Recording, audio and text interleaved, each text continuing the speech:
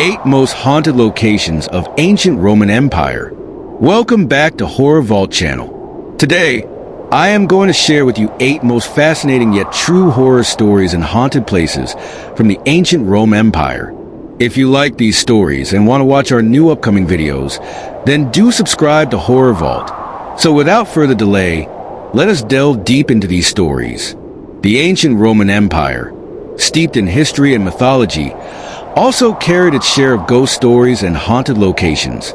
Here are some of the most notable haunted sites and tales from the Roman era. Location 1. The Haunted Baths of Chaeronea. Located in Chaeronea, Greece, these public baths were said to be haunted following the murder of a man named Damon. According to Plutarch, eerie groans and cries were heard within the baths, leading to their eventual abandonment and sealing. The site remained a source of fear for locals due to persistent reports of ghostly phenomena. Historical background. The story of the haunted baths of Chaeronea is rooted in the tragic and violent life of Damon, an orphan boy from the ancient Greek city of Chaeronea, located in Boeotia near Delphi. Chaeronea was historically significant as the site of the Battle of 338 BC, where Philip II of Macedon defeated a coalition of Greek city-states, including Thebes and Athens. The city carried a heavy legacy of war and death, symbolized by the mass grave of the sacred band of Thebes, a unit of 300 warriors bound by love, slaughtered in battle and commemorated by the Lion of Chaeronea. By the time of Damon's life in the 1st century BCE, Chaeronea was under Roman occupation. Poverty and unrest plagued the city, creating a fertile ground for violence. Damon, descended from a noble lineage tied to the ancient seer Peripoltes, was known for his beauty, but also for his untrained and dangerous demeanor. His life took a dark turn when he became entangled with a Roman military commander who sought to exploit him. The tragic tale of Damon. Damon's story begins with his rejection of the Roman commander's advances. The commander's anger turned into threats, and Damon, fearing for his life, gathered a group of companions to ambush and kill the commander along with several Roman soldiers. This act incited chaos in Chaeronea. The city council condemned Damon and his accomplices to death in absentia.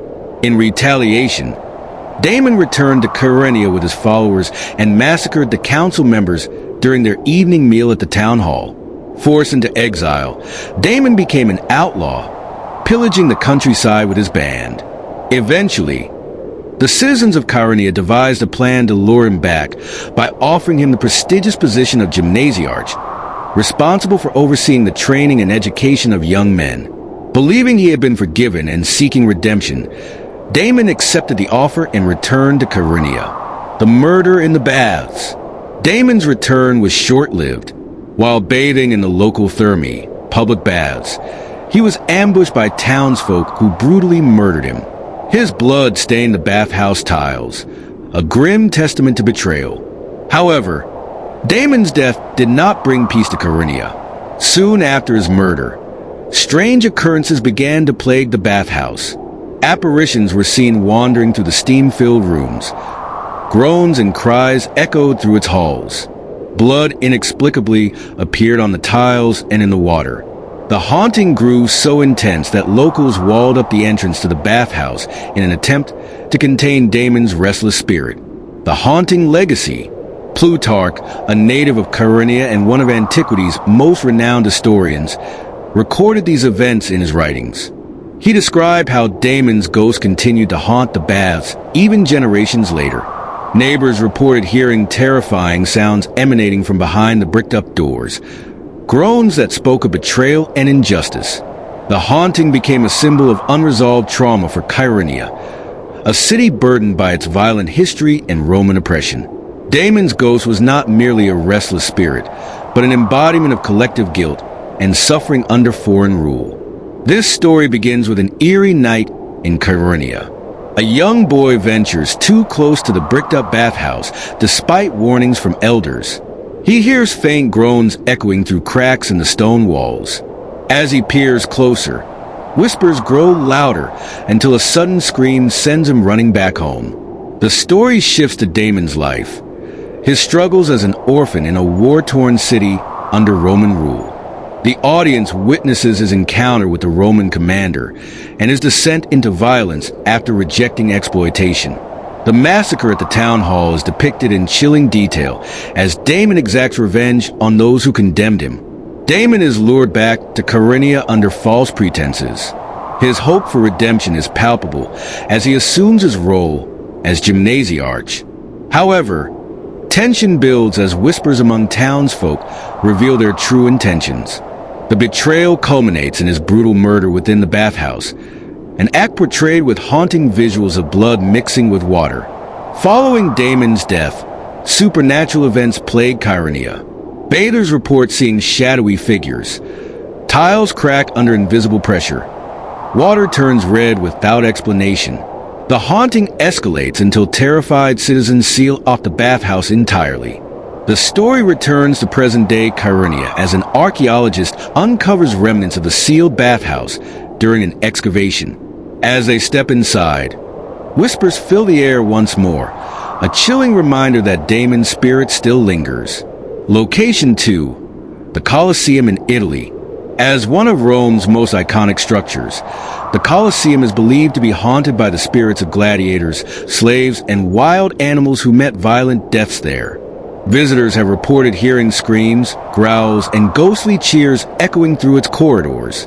Cold spots and apparitions have also been noted, particularly in the underground tunnels where combatants once prepared for battle. The Roman Colosseum, or Flavian Amphitheater, was constructed between 70 to 80 AD under the emperors Vespasian and Titus. This architectural marvel hosted gladiatorial games, animal hunts, public executions, and mock naval battles. It is estimated that over 400,000 people and 1 million animals perished within its walls during its nearly 5 centuries of operation. The Colosseum became a symbol of Roman engineering prowess, but also the empire's brutal entertainment culture. The structure was built atop Nero's artificial lake, symbolizing a return of land to the people after his tyrannical reign. However, the bloodshed and suffering that occurred here left an indelible mark on its history, leading to persistent tales of hauntings and supernatural occurrences. The story begins in modern-day Rome with an archaeologist named Claudia Rossi leading a nighttime tour of the Colosseum. As she explains its history to a group of tourists, strange phenomena occur. Cold spots in the summer heat, distant echoes of clashing swords, and faint screams from the hypogeum, the underground chambers. One tourist claims to see a shadowy figure in Roman armor standing in the arena before it vanishes. Claudia dismisses these as tricks of the mind, but is visibly unsettled. That night, she decides to stay behind to investigate further. Armed with a flashlight and her research notes, she descends into the hypogeum alone. The story shifts to 80 AD during the inaugural games under Emperor Titus. The games are lavish but grotesque. Gladiators fight to the death, prisoners are torn apart by wild beasts, and crowds cheer for blood. Among the gladiators is Marcus Silvanus, a skilled fighter forced into servitude after being betrayed by his brother. Marcus survives match after match, earning fame but also resentment from other gladiators. On the final day of the games, he faces his brother Lucius in a cruel twist orchestrated by corrupt officials for dramatic effect. Lucius begs for mercy, but Marcus is ordered to kill him or face execution himself. Torn by guilt and rage, Marcus complies. As Lucius dies in his arms, he curses Marcus and the Colosseum itself. This place will never know peace. That night, Marcus takes his own life in the hypogeum. His blood seeps into the stones, binding his tormented spirit to the Colosseum forever. Back in modern times, Claudia explores the hypogeum and discovers ancient carvings on the walls, symbols of curses and invocations etched by prisoners awaiting execution. She feels an oppressive presence and hears whispers in Latin, ad mortem, to death, to death. Her flashlight flickers as shadows move unnaturally around her. Suddenly, Claudia sees an apparition of Marcus Silvanus in full gladiatorial armor. He is not alone. Spectral figures of other gladiators and victims appear around him. They reenact their deaths in a horrifying loop. Marcus slays Lucius again and again, while ghostly crowds cheer above. Claudia flees but finds herself trapped as doors slam shut on their own. She stumbles upon an ancient artifact, a broken gladius short sword, embedded in the wall with Marcus's name engraved on it. Touching it triggers another flashback. The flashback reveals that after Marcus's death, rumors spread among slaves and gladiators about his restless spirit haunting the hypogeum. A desperate priestess of Hecate performed a dark ritual to banish him, but inadvertently summoned something far worse. A demonic entity that fed on the anguish and bloodshed within the Colosseum. This entity took root in the arena, amplifying violence and despair over centuries. It thrived on human suffering during gladiatorial games, and later during public executions of Christians and other prisoners. Even after the Colosseum fell into disuse, its malevolent energy lingered. Claudia realizes that Marcus's spirit is not malevolent, but trapped by the demonic force unleashed centuries ago. She uses her knowledge of Roman rituals to attempt a cleansing ceremony with materials she finds in her bag: a candle from her tourniquet, salt from her lunchbox, and water from her bottle. As she chants an improvised invocation based on ancient texts she studied, Marcus's ghost appears again, but this time seems less hostile. He points toward an alcove where Claudia finds another artifact, a small bronze statuette of Hecate used in the original ritual. The demonic presence manifests as a shadowy figure with glowing red eyes that attacks Claudia. With Marcus's help, she completes the ritual by placing Hecate's statuette at the center of a salt circle around the broken gladius. The entity lets out an earth-shaking roar before dissipating into smoke.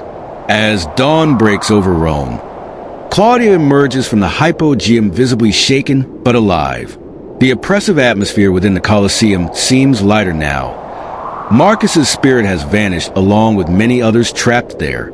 Claudia vows to continue studying Rome's darker history, but warns future visitors that some places are better left undisturbed. Location 3. Nero's ghost on the Pincian Hill. After Emperor Nero's death, his ghost was said to haunt a walnut tree near his burial site on the Pincian Hill, modern Piazza del Popolo. Legend claims Nero feasted with witches and demons until Pope Pasquale II exorcised the area in 1099 by cutting down the tree and building a chapel in its place. Sightings of Nero's ghost reportedly ceased after this intervention. Emperor Nero, 37 to 68 CE, one of Rome's most infamous rulers, was the last emperor of the Julio-Claudian dynasty. Known for his decadence, cruelty, and excesses, Nero's reign was marked by matricide, persecution of Christians, and the Great Fire of Rome. After being declared a public enemy by the Senate in 68 CE, Nero fled and ultimately committed suicide at the age of 31. His body was buried in the family tomb of the Domitii Ahinobarbi at the foot of the Pincian Hill, modern-day Piazza del Popolo. However, his burial site became a source of fear and superstition for centuries. Legends claim that Nero's ghost lingered near his tomb, haunting the area and attracting witches and demons. A walnut tree grew atop his grave, said to be a gathering place for malevolent spirits. By the 11th century, Pope Paschal II exorcised the site, cutting down the tree and scattering Nero's remains into the Tiber River. The Church of Santa Maria del Popolo was built over the site to quell further hauntings. Despite these efforts, tales of Nero's restless spirit persisted. The story begins in modern-day Rome during a late-night archaeological dig near Piazza del Popolo. Dr. Elena Moretti, a historian specializing in Roman emperors, is leading a team investigating remnants of Nero's family tomb beneath Santa Maria del Popolo. As they excavate deeper into the crypts, they uncover fragments of a walnut tree root intertwined with human remains. Elena feels an inexplicable chill as she examines an ancient bronze medallion found among the roots. It bears an inscription, Qualis artifex perio, what an artist dies in me. Reportedly Nero's last words. That night, strange occurrences begin. Tools move on their own, whispers echo through the crypts, and one worker is found unconscious with claw-like scratches on his back. The story shifts to 68 CE. Nero is shown pacing in despair at his freedman Phaon's villa as he awaits news from Rome. When he learns that the Senate has condemned him to death, he mutters his infamous final words before plunging a dagger into his throat with the help of his secretary Epaphroditus. The scene transitions to his hurried burial on the Pincian hill by his mistress Act and 2 loyal servants. As they seal his tomb, Act whispers a prayer for forgiveness over his restless soul. Unbeknownst to her, a shadowy figure watches from the nearby grove, a witch who curses Nero's spirit to eternal unrest for his crimes against Rome and humanity. Centuries pass as Nero's grave becomes overgrown with vegetation. A walnut tree sprouts from its center, its roots feeding on the cursed soil. Locals report strange phenomena around the tree. Black crows gather in its branches, their cries echoing like human screams. Travelers feel unseen hands choking them, and ghostly figures are seen feasting beneath its canopy. By 1099 CE, terrified Romans appeal to Pope Paschal II for help. The Pope dreams of the Virgin Mary, instructing him to destroy the tree and consecrate the ground. In a dramatic exorcism ceremony attended by cardinals and priests, Paschal strikes the tree with an axe. As it falls, blood-red sap spills from its trunk, and unearthly screams fill the air. Beneath the roots, they find Nero's tomb. The Pope orders his remains scattered into the Tiber River and builds Santa Maria del Popolo on the site to purify it. The hauntings seem to cease, temporarily. Back in present day, Elena begins experiencing vivid nightmares of Nero's life. His mother Agrippina cursing him as assassin strike her down, Christians burning as Nero laughs from his chariot, and shadowy figures feasting under a walnut tree while crows circle overhead. Elena becomes obsessed with deciphering the medallion's inscription and discovers it is tied to an ancient ritual meant to bind restless spirits, but also capable of unleashing them if disturbed. Her colleagues dismiss her warnings until one night, when an earthquake shakes Piazza del Popolo. The crypt collapses partially, revealing an intact sarcophagus marked with Nero's name. As Elena touches it, she hears whispers grow into deafening screams. The ghostly figure of Nero emerges, his face pale and bloodied but eyes burning with rage. He is surrounded by spectral crows and shadowy demons that begin attacking those present. Elena realizes that Nero's spirit was never truly exorcised, but merely suppressed by Pope Paschal II's ritual. To banish him permanently, she must replicate elements of that ritual using holy water from Santa Maria del Popolo's altar mixed with soil from beneath where the walnut tree once stood. As she performs the ritual amidst chaos in the crypts, Nero's ghost taunts her with visions of Rome burning under his rule. He promises her power if she lets him go free, but warns of eternal torment if she fails. With seconds to spare before being overwhelmed by demons, Elena completes the ritual by placing the medallion on Nero's sarcophagus while reciting Latin prayers inscribed on nearby walls. A blinding light engulfs the crypt as Nero's ghost lets out a final scream before vanishing into ash. The next morning, Elena emerges from Santa Maria del Popolo exhausted but alive. The crypt has been sealed again under Vatican orders, with all artifacts confiscated for safekeeping. Elena reflects on how history often hides dark truths beneath its surface. As she walks away from Piazza del Popolo, she notices a single black crow perched atop Santa Maria del Popolo's dome, a chilling reminder that some spirits may never truly rest. Location 4. The Poltergeist of Velletri, a villa near Rome, believed to be haunted by a poltergeist-like entity, was associated with Emperor Augustus' birthplace. According to Suetonius, a small room in this villa was so terrifying that no one dared enter it. On one occasion, an owner was reportedly thrown violently from his bed while sleeping there. Velletri, an ancient city in the Lazio region of Italy, has a rich and tumultuous history. Originally a Volsci settlement, it became a Roman colony after its conquest in 338 BC. Over the centuries, Velletri witnessed numerous wars, political upheavals, and cultural transformations. It was the birthplace of the gens Octavia, the family of Emperor Augustus, and served as a key location in battles such as the Latin War 340 to 338 BCE and the Battle of Velletri 1744. The city also endured invasions, including those by Alaric's Goths in 410 CE. One of Velletri's most mysterious legends surrounds a villa on its outskirts, reputedly haunted by a poltergeist-like entity. According to Suetonius, this villa included a small room that no one dared to enter due to reports of terrifying phenomena. The room became infamous for violent disturbances, objects hurled across the space, loud noises, and even physical attacks on those who entered. This legend inspired tales of supernatural terror tied to Velletri's long history of bloodshed and betrayal.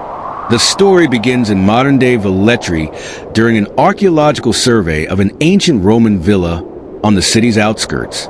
Dr. Matteo Ricci, a historian specializing in Roman architecture, leads a team investigating the site. Among the ruins is a small room sealed off by heavy stones.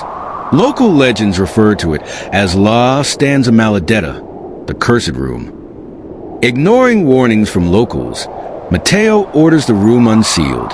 As workers remove the stones, they uncover Roman-era artifacts, a broken amphora, rusted chains, and fragments of what appears to be a child's toy. A sudden gust of cold air rushes out as the final stone is removed. That night, Matteo stays late cataloging artifacts when strange noises echo through the villa, whispers in Latin and faint sounds of chains rattling. His flashlight flickers as shadows move unnaturally across the walls. The story shifts to 38 BC, during the early years of Augustus' rise to power. The villa belonged to Lucius Cassius Severus, a Roman senator accused of conspiring against Augustus. After his plot was uncovered, Augustus ordered Severus' execution and confiscated his property. Severus' family was imprisoned in the villa while awaiting trial. His youngest son, Gaius, a sickly child, was locked in the small pantry-like room to prevent escape attempts. Days later, Gaius was found dead under mysterious circumstances. Some claimed he starved. Others whispered that he was strangled by guards loyal to Augustus. Before his execution, Severus cursed Augustus and all who would occupy his villa. "May this house never know peace until justice is done for my son." Shortly after Severus' death, reports began circulating about strange occurrences in the villa, objects moving on their own, disembodied screams at night, and violent attacks on anyone who entered Gaius' room. Back in modern times, Matteo continues his investigation despite growing unease among his team. One worker quits after witnessing an amphora fly across the room on its own. Another is injured when scaffolding collapses under mysterious circumstances. Matteo becomes obsessed with uncovering the truth behind La Stanza Maledetta. He discovers ancient writings etched into the walls, pleas for mercy written by Severus' family during their imprisonment. Among them is an inscription in Latin, Vindicta pro Gaius, vengeance for Gaius. That night, Matteo dreams of a pale child with hollow eyes standing at the foot of his bed. The child whispers in Latin, Non dimittam, I will not forgive. Matteo wakes to find scratches on his arms, resembling chain marks. Determined to end the haunting, Matteo consults local historians and uncovers records of an exorcism attempt by early Christians in 88 CE led by Saint Clement I, later Pope Clement I. The exorcism failed because Severus' curse was tied to an unfulfilled demand for justice. Matteo theorizes that only by giving Gaius a proper burial can the curse be lifted. With his team's help, he excavates beneath La Stanza Maledetta and discovers human remains bound in rusted chains, the skeletal remains of Gaius. As they prepare for reburial, supernatural phenomena intensify. Tools levitate, walls bleed. Ghostly figures resembling Roman soldiers appear and attack the team. Matteo faces Gaius' spirit directly, a spectral child surrounded by chains who accuses him of desecrating his resting place. Matteo pleads with Gaius' spirit for forgiveness and promises to honor him with a proper burial. Using artifacts from St. Clement's failed exorcism, a bronze crucifix and holy water, he performs a ritual while reciting Requiem Adonam Donaius, grant them eternal rest. As dawn breaks over Velletri, calm returns to the villa. The oppressive atmosphere lifts as Gaius' remains are buried in consecrated ground near St. Clement's Cathedral. Matteo feels a sense of closure, but remains haunted by fleeting visions of Gaius watching him from afar. The villa becomes a historical site dedicated to preserving Velletri's troubled past. However, locals continue to avoid La Stanza Maledetta, claiming they still hear faint whispers at night, a reminder that some wounds never fully heal. Location 5. The Haunted House of Athens. Pliny the Younger recorded one of antiquity's earliest haunted house stories in Athens. A ghostly figure with rattling chains haunted a house until a philosopher named Athenodorus investigated. The ghost led him to a courtyard where human remains bound in chains were discovered. After proper burial rites were performed, the haunting ceased. The story of the haunted house of Athens originates from a tale recorded by Pliny the Younger, a Roman lawyer and historian, in the 1st century CE. Pliny described a large, abandoned house in Athens that had gained an infamous reputation due to ghostly disturbances. The house was plagued by the apparition of an old man bound in chains, whose nightly appearances drove its inhabitants to madness and death. The haunting only ceased when the philosopher Athenodorus rented the house, confronted the ghost, and uncovered a skeleton bound in chains buried beneath the courtyard. After receiving a proper burial, the restless spirit finally found peace. This tale is considered one of the earliest recorded ghost stories in Western history and reflects ancient beliefs about restless spirits tied to improper burials. It also highlights the philosophical courage of figures like Athenodorus, who sought rational explanations for supernatural phenomena. The story begins in modern-day Athens with archaeologist Dr. Helena Papadakis leading an excavation near Monastiraki Square.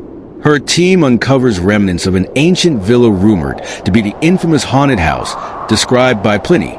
Among the ruins, they find rusted chains and fragments of human bones. That night, Helena stays late cataloging artifacts when strange occurrences begin. Faint clanking sounds echo through the excavation site, and shadows flicker across the walls despite no visible light source. She dismisses these as stress-induced hallucinations, but feels an inexplicable chill as she examines one particularly heavy chain fragment. The story shifts to 1st century Athens during the Roman occupation. The villa belonged to a wealthy but cruel merchant named Callixtus, who enslaved dozens of workers to build his fortune. Among them was an old man named Lysandros, once a respected philosopher, but now reduced to servitude after losing his family and wealth. Callixtus accused Lysandros of theft and ordered him chained and locked in a small pantry-like room as punishment.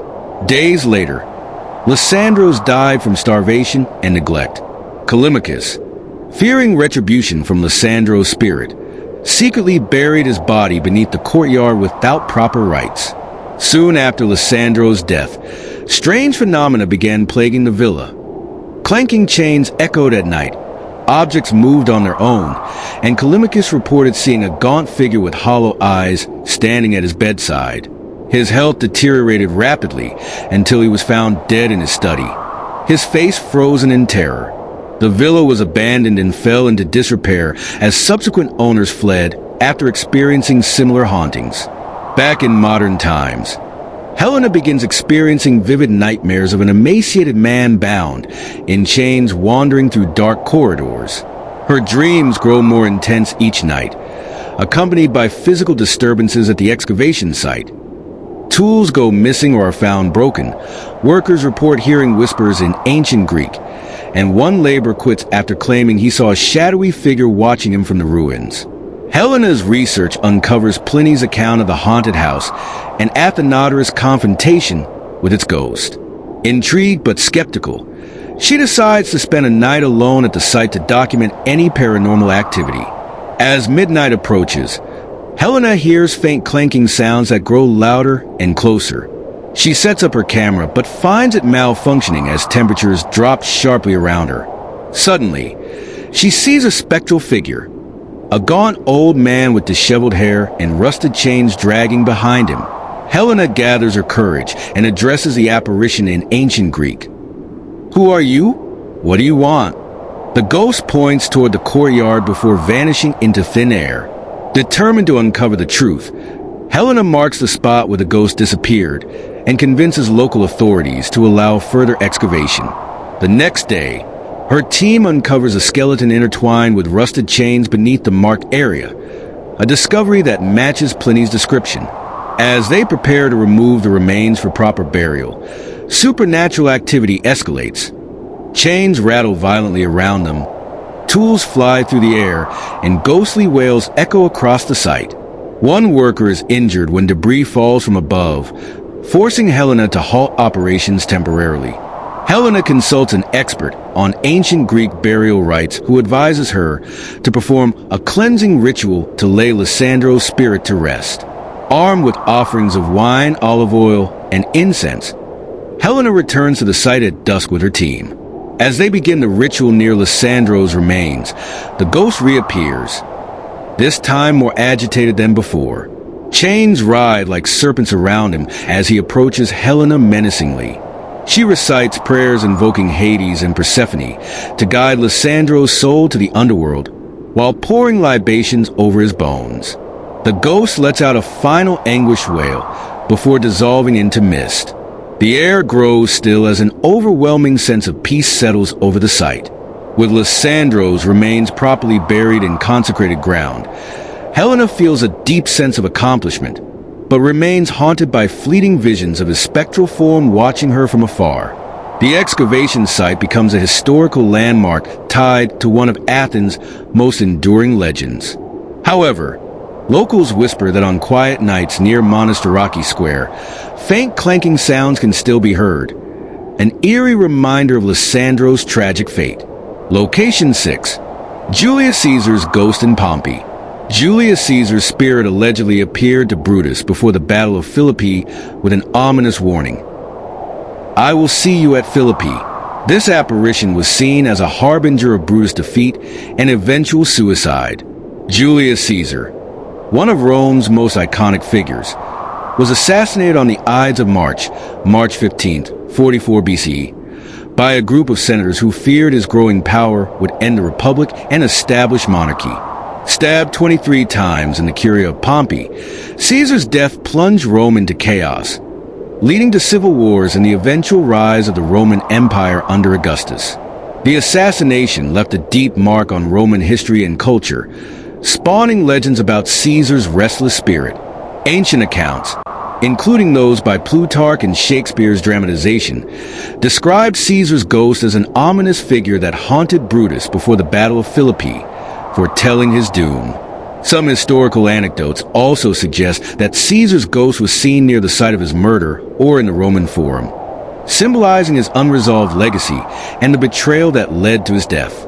The story begins in modern-day Rome with historian Dr. Claudia Marcelli leading a private tour of Largo di Torre Argentina, where the ruins of Pompey's theater, the site of Caesar's assassination, are located. As she recounts the events of the Ides of March to her group, a sudden chill envelopes the area despite the summer heat. Claudia notices a faint figure dressed in a blood-stained toga standing in the shadows of the Curia ruins, but dismisses it as her imagination. Later that night, Claudia returns to her office to review artifacts recovered from recent excavations near Pompey's theater. Among them is a bronze dagger inscribed with Et tu, Brute.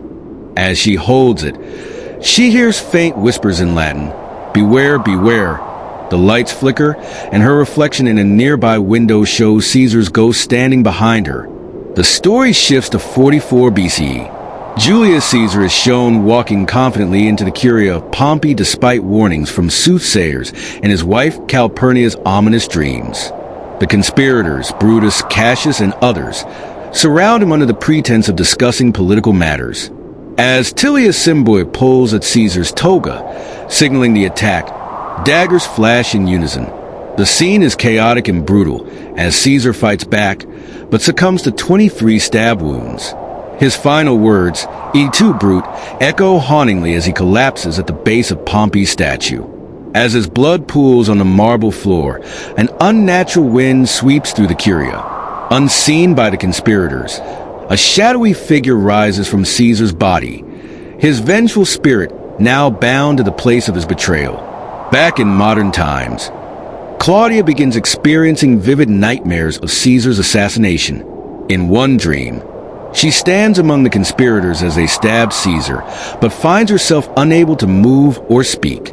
She wakes up gasping for air with faint bruises on her arms resembling handprints. Meanwhile, strange occurrences plague Largo di Torre Argentina. Tourists report hearing whispers in Latin or seeing shadowy figures roaming among the ruins at night. A security guard quits after claiming he saw a man in a golden toga staring at him with hollow eyes. Claudia investigates further and uncovers ancient texts describing sightings of Caesar's ghost near Pompey's theater throughout history. One account from medieval Rome describes how priests attempted to exorcise the area, but failed when an earthquake disrupted their ritual. Determined to uncover the truth, Claudia delves into historical records and discovers that one of the daggers used in Caesar's assassination, believed lost, was recently unearthed during excavations at Largo di Torre Argentina. The artifact had been removed without proper rites to appease Caesar's spirit. Claudia retrieves the dagger from storage and returns to Pompey's theater at midnight to perform a ritual based on ancient Roman burial practices. She brings offerings of wine, olive oil, and incense while reciting prayers to appease restless spirits. As she begins the ritual, an unnatural silence falls over the ruins. The air grows cold as Caesar's ghost materializes before her, his face pale and bloody, but his eyes burning with anger. He speaks in Latin. "Why do you disturb me? Justice has not been served." Claudia realizes that Caesar seeks vengeance against Brutus and Cassius for their betrayal, but is trapped because their souls have already passed into oblivion. She pleads with him to find peace for Rome's sake, but is interrupted by violent tremors shaking the ground. Caesar's ghost unleashes his fury as spectral figures resembling Brutus and Cassius appear around him. They reenact his assassination in an endless loop while accusing each other of cowardice and betrayal. The scene becomes increasingly chaotic as shadows swirl around Claudia. Desperate to end the haunting, Claudia recalls an ancient legend about invoking Pax Deorum, the peace of the gods, to break curses tied to unresolved vengeance. Using her blood as an offering, she completes the ritual by plunging the dagger into an effigy representing betrayal. Caesar's ghost lets out a deafening roar before collapsing into ash. The spectral figures vanish, and calm returns to Largo di Torre Argentina. As dawn breaks over Rome, Claudia feels an overwhelming sense of relief, but remains haunted by fleeting visions of Caesar watching her from afar. She writes a detailed account of her experience, but decides not to publish it for fear of ridicule. Largo di Torre Argentina becomes a popular site for paranormal enthusiasts who claim they can still hear whispers echoing through its ruins at night. A chilling reminder that even in death, Julius Caesar remains one of Rome's most powerful figures. Location 7. The Catacombs of St. Callixtus. Located along the Appian Way in Rome, these vast catacombs house many early Christians, including popes and martyrs. Visitors have reported eerie sensations and sightings of spectral figures wandering through its labyrinthine tunnels. The Catacombs of St. Callixtus, located along the Appian Way in Rome, are among the most significant burial sites of early Christianity. Constructed in the 2nd century AD under Pope Zephyrinus and managed by the deacon Callixtus, later Pope Callixtus I, these catacombs became the official cemetery for the Church of Rome.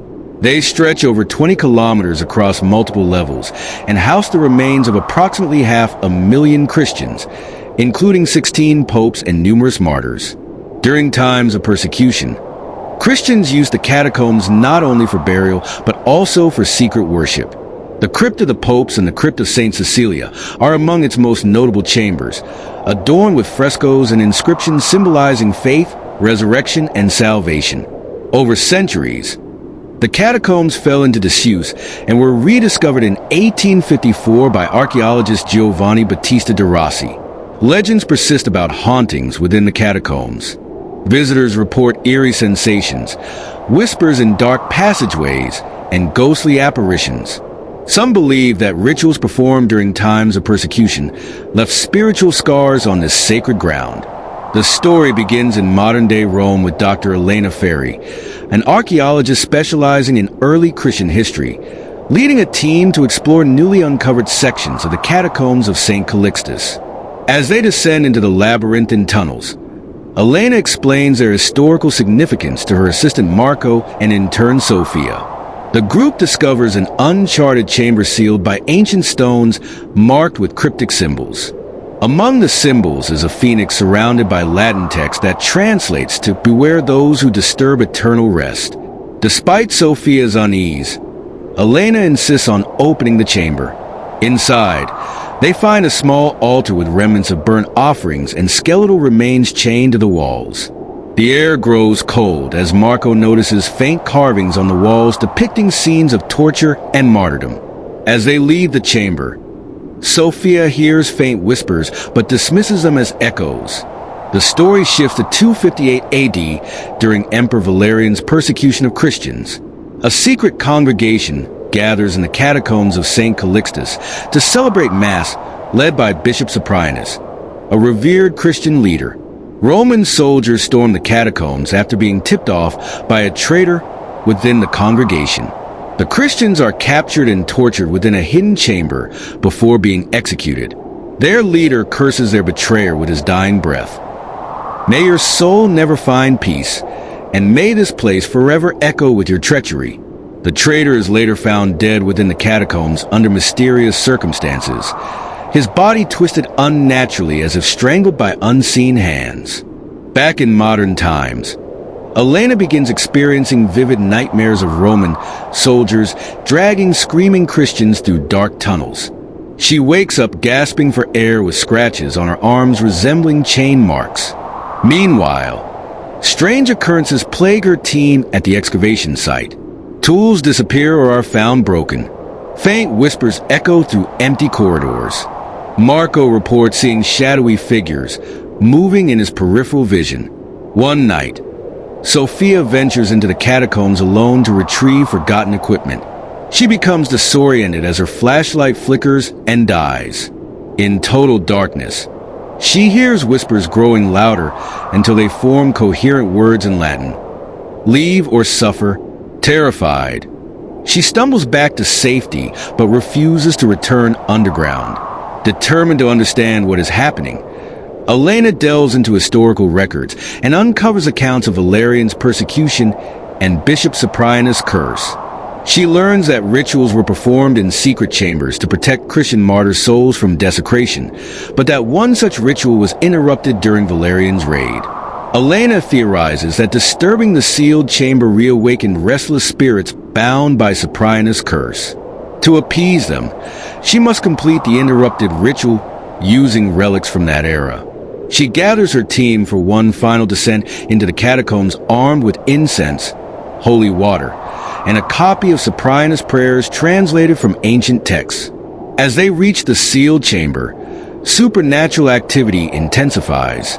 Shadows coalesce into ghostly figures resembling Roman soldiers. Chains rattle violently as if pulled by unseen hands. The air grows suffocatingly cold as whispers rise to deafening screams. Elena begins reciting Cyprianus' prayers while sprinkling holy water on the altar. The ghostly figures grow more aggressive, lunging at Marco and Sophia, who fend them off with makeshift torches. As Elena completes the ritual by placing a relic, a fragment of Cyprianus' robe, on the altar, a blinding light fills the chamber. The ghostly figures let out anguished screams before dissolving into mist. With calm restored, Elena seals the chamber once more and ensures it is marked as off-limits for future excavations. She feels a profound sense of relief, but remains haunted by fleeting visions of shadowy figures watching her from dark corners. The catacombs of St. Callixtus reopen to tourists with no mention of recent events. However, Locals whisper that on quiet nights near the Appian Way, faint whispers can still be heard beneath the earth, a chilling reminder of those who suffer for their faith. This horror origin story blends historical accuracy with supernatural terror to create an atmospheric story rooted in one of Rome's most sacred sites, while exploring timeless themes of faith and redemption. Location 8. Messalina's Ghost in Pincio Gardens. Valeria Messalina, wife of Emperor Claudius, was infamous for her scandalous behavior before being executed on his orders. Her ghost is said to haunt the Pincio Gardens near Piazza del Popolo, where she reportedly seeks revenge for her untimely death. Valeria Messalina, the third wife of Emperor Claudius, lived a life of scandal, power, and betrayal. Born around 17 to 20 AD, she was a member of the Julio-Claudian dynasty and wielded immense influence during Claudius' reign. Known for her alleged promiscuity and political scheming, Messalina orchestrated the deaths of rivals and manipulated her way through the imperial court. Her downfall came in 48 AD when she married her lover, Senator Gaius Silius, in what some interpret as a plot to overthrow Claudius. Upon learning of her betrayal, Claudius ordered her execution. She was killed in the gardens of Lucullus, now part of the Pincio Gardens, where she had taken refuge with her mother. Messalina's death was brutal and undignified. According to Tacitus, she failed to take her own life and was ultimately stabbed by a tribune. Following her death, the Roman Senate issued a damnatio memoriae, erasing her name from public records. However, legends claim that her restless spirit haunts the Pincio Gardens, seeking vengeance for her betrayal and violent end. The Shadow of Messalina. The story begins in modern-day Rome with historian Dr. Alessia Romano leading a nighttime ghost tour through the Pincio Gardens. As she recounts the tale of Messalina's life and death, a cold wind sweeps through the group despite the warm summer night. One tourist notices a faint figure in a white peplum dress standing near a marble fountain before it vanishes into the shadows. Later that evening, Alessia returns to her office to review historical documents about Messalina's life. Among them is an old map of the gardens of Lucullus with cryptic Latin inscriptions. Sanguis ultio, anima non quiescit. Blood demands vengeance, the soul does not rest. As Alessia studies the map, she hears faint whispers in Latin echoing through the room. The story shifts to 48 AD. Messalina is shown reveling in luxury within the gardens of Lucullus, hosting extravagant parties and scheming against her enemies.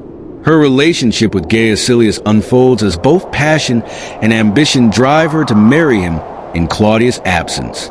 When Claudius learns of her treachery through his freedman Narcissus, he hesitates to act but is persuaded by his advisors to order her execution. Soldiers storm the gardens at night, finding Messalina with her mother. They offer her the chance to take her own life, but she falters in terror. A tribune steps forward and drives his sword through her chest as she screams for mercy. As blood pools on the marble tiles of the garden pavilion, an unnatural wind rises, scattering petals from nearby flowers. The camera lingers on Messalina's lifeless body as shadows swirl around it, her spirit tethered to the place of her violent death. Back in modern times, Alessia begins experiencing vivid nightmares of Messalina's final moments, her screams echoing as blood stains white marble floors. She wakes up gasping for air with bruises on her wrists resembling handprints. Meanwhile, strange occurrences plague visitors to the Pincio Gardens. Tourists report hearing whispers or cries near the fountains. Cold spots form even on sunny days. A gardener quits after seeing a woman in Roman attire staring at him from behind a tree before disappearing. Alessia investigates further by studying ancient texts about Messalina's life and downfall. She learns that some believe Messalina's spirit was cursed to wander the gardens because she died without proper burial rites or reconciliation with Claudius. One night, Alessia ventures into the gardens alone, armed with a flashlight and recording equipment, near an old fountain adorned with Roman carvings. She hears faint footsteps behind her, but sees no one when she turns around. Her flashlight flickers as whispers grow louder. Claudius, Gaius' revenge, determined to uncover the truth. Alessia delves into historical archives and discovers an overlooked account suggesting that Messalina's body was never properly buried, but left unceremoniously in an unmarked grave within the gardens. She consults an expert in Roman rituals who explains that spirits tied to violent deaths often linger until their remains are honored with proper rites. Alessia realizes that to end Messalina's haunting, she must locate and consecrate her remains. Returning to the gardens at dusk with excavation tools and offerings, wine, olive oil, and incense, Alessia begins digging near a spot marked on the ancient map. As she digs deeper, supernatural phenomena intensify. Shadows move independently of light sources. The air grows icy cold. A spectral figure resembling Messalina appears briefly before vanishing into mist. Finally, Alessia uncovers skeletal remains adorned with gold jewelry matching descriptions of Messalina's attire at her death. As Alessia prepares to perform a cleansing ritual using ancient Roman prayers for the dead, Messalina's ghost materializes fully. Her face pale but beautiful, eyes filled with rage and sorrow. She accuses Alessia in Latin. "Why do you disturb my rest? Where is my justice?" Alessia pleads with Messalina's spirit for peace and explains that she seeks to honor her memory by giving her a proper burial. The ghost hesitates, but is interrupted by shadowy apparitions resembling Roman soldiers, symbols of those who betrayed Messalina in life. A tense confrontation ensues as Alessia recites prayers while fending off spectral attacks. She pours wine over Messalina's remains and lights incense as part of the ritual. The ghost lets out a final anguished scream before dissolving into light. At dawn, calm returns to the Pincio gardens as birdsong replaces eerie whispers. Alessia buries Messalina's remains in consecrated ground near Santa Maria del Popolo Church and leaves an offering of flowers. The haunting ceases, but locals still speak in hushed tones about fleeting glimpses of a woman in white wandering among the trees. A reminder of Rome's turbulent past and its most infamous empress. These stories reflect not only ancient Roman beliefs in the supernatural, but also their cultural emphasis on proper burial rites and honoring the dead to ensure peace in the afterlife. Many of these locations remain points of fascination for historians and paranormal enthusiasts alike. And that's the end, guys. Don't forget to subscribe to Horror Vault to keep listening to our new and unique historical horror stories. I will see you in the next video.